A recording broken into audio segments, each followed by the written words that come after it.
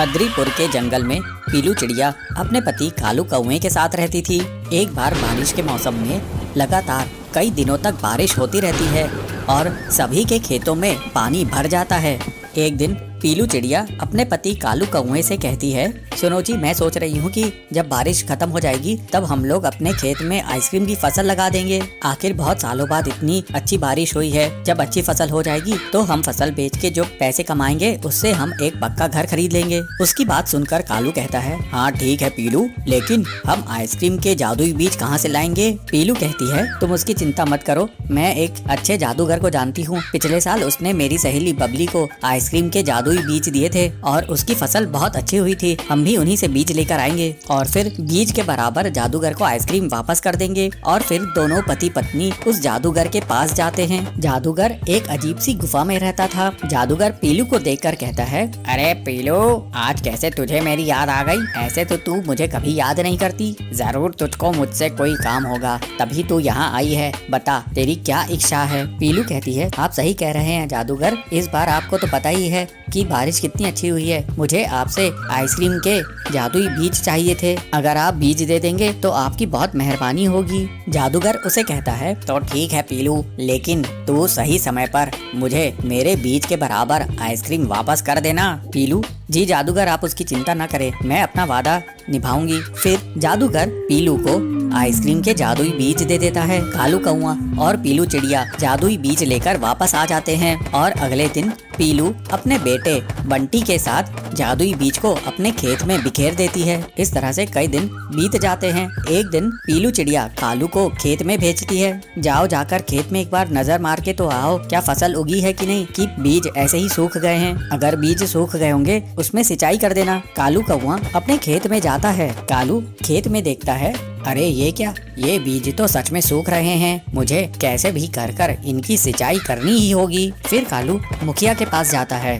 मुखिया बास को वो कहता है, मुखिया जी, आप मेरे को अपने पानी की मोटर दे दीजिए, मेरे बीज खेत में सूख रहे हैं। मैं तुझे पानी की मोटर नहीं दूंगा, क्या मैं अपने खेत की सिंचाई नहीं करूं? कालू दुखी होकर अपने खेत पर वापस आता है। फिर वो एक बाल्टी उठाकर पास की नदी में जाता है और बाल्टी ला लाकर वो खेत की सिंचाई करता है। कालू की मेहनत से उसके खेत में आइसक्रीम की फसल लहलहाने लगती है। लेकिन जब ये बात मुखिया तक पहुंचती है तो वो बहुत ईर्ष्या करने लगता है और किसी तरह से आइसक्रीम की फसल बर्बाद करने के लिए योजना बनाने लगता है। उधर पीलू चिड़िया और कालू कौवा अपनी फसल के पक जाने पर उसे काटने की तैयारी करने लगते हैं। सुनिए जी, अब हमारी फसल पक गई है, अब आइसक्रीम अच्छे से उग आई है, चलिए हम इन्हें बाजार में बेच देते हैं। फिर वे लोग जल्दी जल्दी अपनी आइसक्रीम इकट्ठी करते हैं और उन्हें घर लेकर आते हैं। कालू कहता है, पीलू, हमारी फसल बहुत अच्छी हुई है, तुम कल जादूगर के पास जाना और उसको बीज के बराबर की आइसक्रीम दे आना, फिर मैं आइसक्रीम को बाजार में ले जाकर बेच दूंगा। पीलू कहती है, हाँ जी, आप सही कह रहे हैं। जब रात में सो रहे होते हैं तब मुखिया आकर उनकी फसल को चुराने की कोशिश करता है। मुखिया के चलने की आवाज सुनकर पीलू की नींद खुल जाती है और वो चोर चोर कहकर चिल्लाने लगती है। पीलू की चीख सुनकर आसपास के पड़ोसी पक्षी उसके घर इकट्ठा हो जाते हैं और मुखिया को रंगे हाथों पकड़ लेते हैं। किसी तरह से मुखिया अपनी जान बचाकर वहां से भागता है। अगले दिन पीलू चिड़िया जादूगर को उसके हिस्से की आइसक्रीम दे आती है और फिर कालू और पीलू दोनों बाजार में आइसक्रीम बेचने लगते हैं। उनकी दुकान अच्छी खासी चल निकलती है और फिर वे लोग हंसी खुशी रहने लगते हैं। सोनापुर गांव के जंगल में पीलू और बबलू पति पत्नी थे। वो दोनों सिकोरा दही बेचने का काम करते थे। पीलू अपने घर के पीछे गायों को पालती थी, उन्हें ताजी घास चराने के लिए लेकर जाती थी और उनका बहुत अच्छे से ख्याल रखती थी। बबलू और पीलू राधा कृष्ण जी की भक्ति करते थे और ताजा दही मिश्री के साथ हर रोज भोग लगाया करते थे। भक्ति के कारण वो लोग कभी भी मिलावट नहीं करते थे।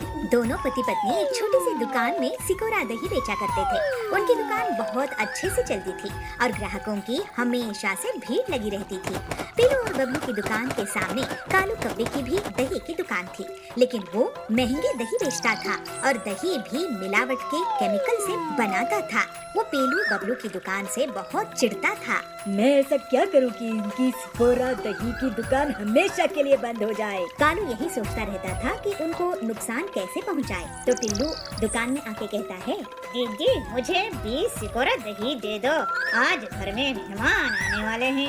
आपके सिकोरा दही के बारे में बहुत सुनकर रखे हैं, अब उन्हें स्वाद भी मिल जाएगा। ये तो राधा कृष्ण की कृपा है कि आप सब लोग सिकोरा दही पसंद करते हो। टिल्लू भैया ये लो 20 सिकोरा दही, 500 रुपए हुए।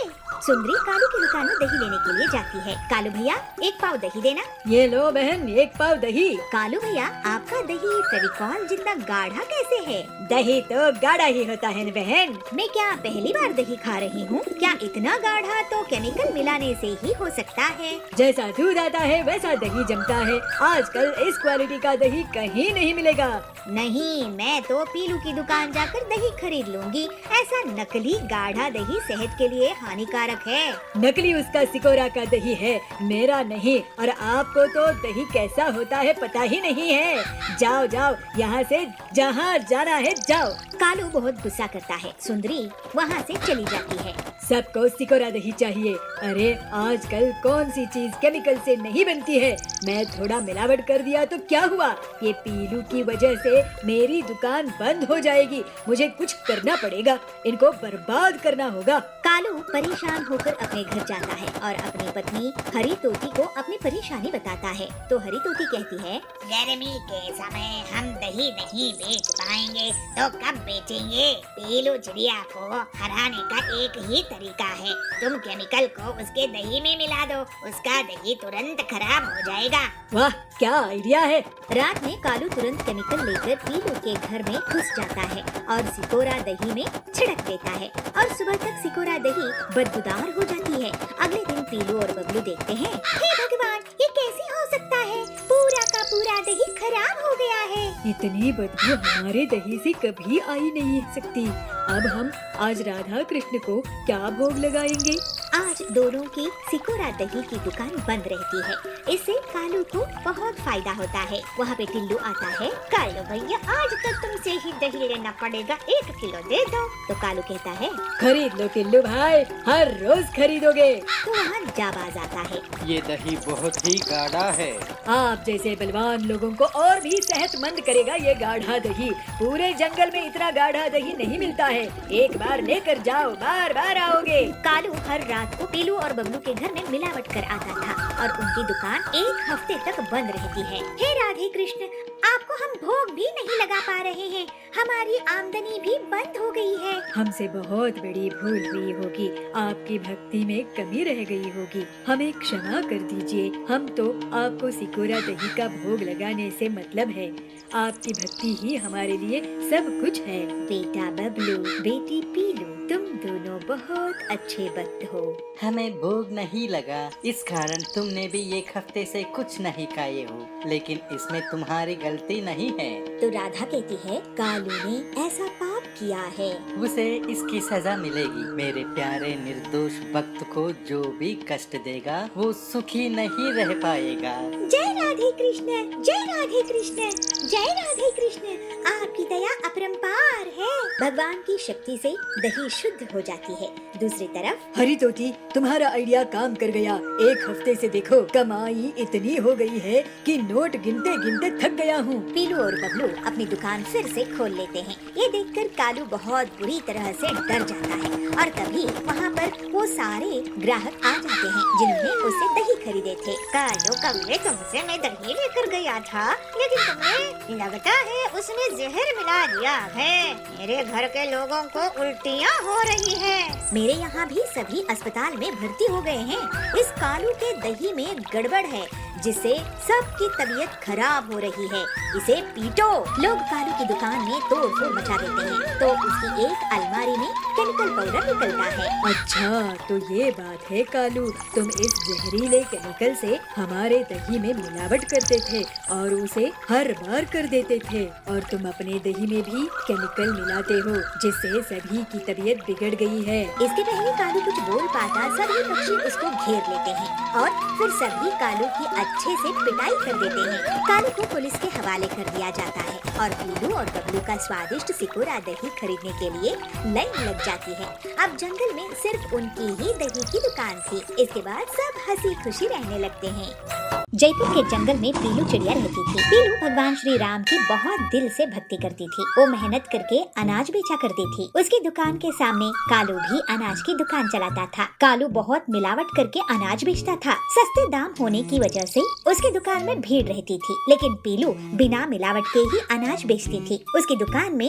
बबली सेठानी आती है। पीलू, मुझे 5 बोरी जानवर, 2 बोरी गेहूँ और 1 बोरी दाल चाहिए। मेरे घर में मेहमान आने वाले हैं। तो पीलू कहती है, जी बबली सेठानी जी, मैं आपका ऑर्डर पूरा कर दूंगी। बहुत अच्छी बात है पीलू, तुम ये एडवांस रख लो और कल सारा अनाज घर भिजवा देना। तो कालू कहता है, बबली सेठानी जी, आप तो मुझसे अनाज लेती थी, इस बार इस छोटी सी दुकान वाली को आप ऑर्डर क्यों दे रही है? आप तो सेठानी है, आपको मेरे जैसे बड़े कारोबारी को दाब देना चाहिए। तो बबली कहती है, नहीं कालू जी भैया, मुझे तो पीलू के अनाज पर भरोसा है। आपके यहाँ से कंकर पत्थर निकलते हैं।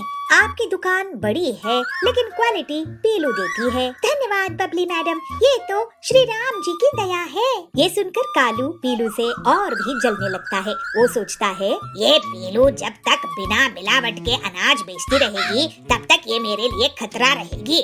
इसके अनाज में भी मिलावट करना पड़ेगा, फिर चाहिए इसकी दुकान बंद पड़ जाए। पीलू सुबह उठकर श्री रामचंद्र जी की भक्ति करती है, उनकी आरती उतारती है, फूल अर्पित करती है और फिर बबली का ऑर्डर पूरा करने के लिए अनाज लेने के लिए जाती है।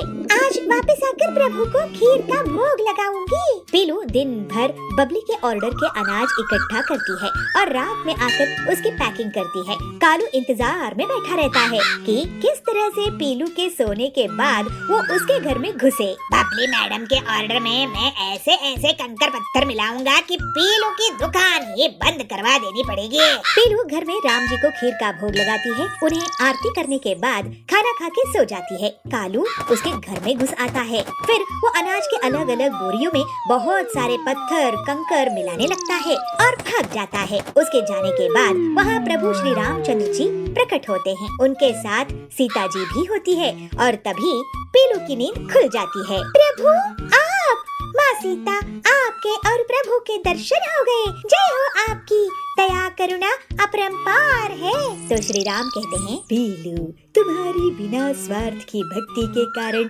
और मुझ में पूरी श्रद्धा होने से मैं तुम्हारे सामने प्रकट हुआ हूँ। तुम्हारा काम खराब करने के लिए कालू चालाकी चला है। तो सीता जी कहती है, हाँ पीलू, लेकिन प्रभु की कृपा से तुम्हारा कोई कुछ नहीं बिगाड़ सकता है। माँ, मुझे तो आपकी भक्ति करते रहने का आशीर्वाद दीजिए, मुझे किसी की कोई फिक्र नहीं है। प्रभु श्री राम अनाज के ऊपर अपनी दृष्टि लगाते हैं तो पूरे कंकर पत्थर उसे निकलकर एक तरफ फेंक दिए जाते हैं और वो एक बड़ा सा पत्थर बन जाता है। भगवान पीलू को आशीर्वाद देकर वहाँ से अंतर ध्यान हो जाते हैं। अगले दिन पीलू भगवान श्री राम की पूजा करके बबली के पास जाती है। तब कालू कहता है, अब मजा आएगा, पीलू की दुकान बंद होगी। लेकिन बबली अनाज की क्वालिटी से बहुत खुश होती है और उसकी बहुत तारीफ करती है। साथ ही उसके रिश्तेदार और पड़ोसी भी पीलू को बहुत बड़ा अनाज का ऑर्डर दे देते हैं। ये देखकर कालू सोच में पड़ जाता है और बहुत गुस्सा करता है। तभी कालू को उसके मिलावट वाला पत्थर आकर टक्कर मार देता है। अरे ये क्या, ये पत्थर लगता है पीलू की भक्ति से मेरे मिलावट के वाले पत्थर इकट्ठा होकर बने हुए हैं। कालू जंगल छोड़कर भाग जाता है। लालच में आकर कालू ने अपना नुकसान कर लिया। भगवान श्री राम जी की कृपा से ही सब ठीक हो पाया है, नहीं तो आज तो बहुत मेरी दुकान ही बंद कर देते थे। जय श्री राम, जय सिया मैया, जय जय श्री राम। इस तरह से अब पीलू पूरे जंगल में साफ सुथरे अनाज बेचती थी और श्री राम की सेवा पूजा करती रहती थी और गरीबों में खीर का प्रसाद बांटते हुए खुशी खुशी रहने लगी।